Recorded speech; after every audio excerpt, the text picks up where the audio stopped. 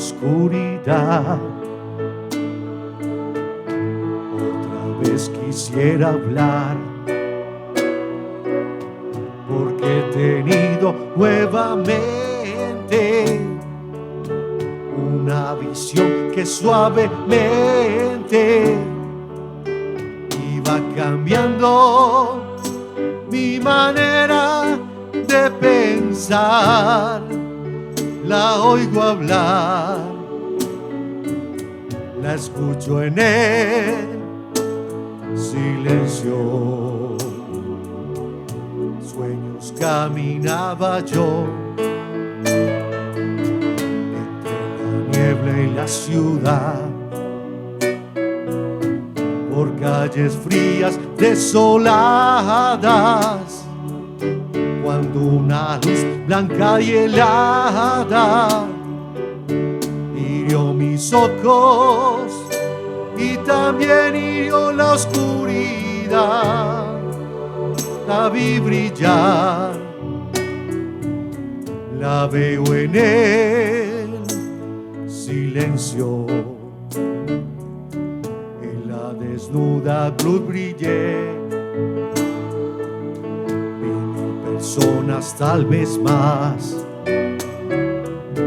gente que hablaba sin poder hablar, gente que oía sin poder oír, y un sonido que los envolvía sin piedad.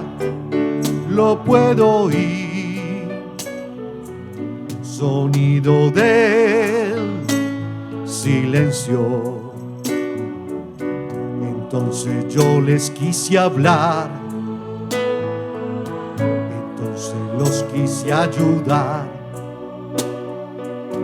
quise sentirlos como hermanos, quise tomarlos de las manos, pero no podían despertar ni entender. Ni un día en el silencio se arrodillaban a rezar. Aquella luz era su Dios.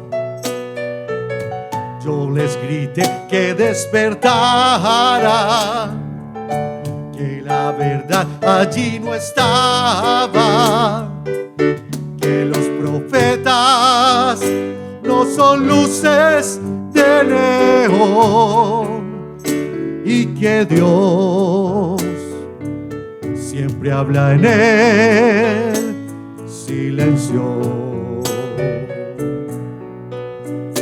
y que Dios siempre habla en el silencio.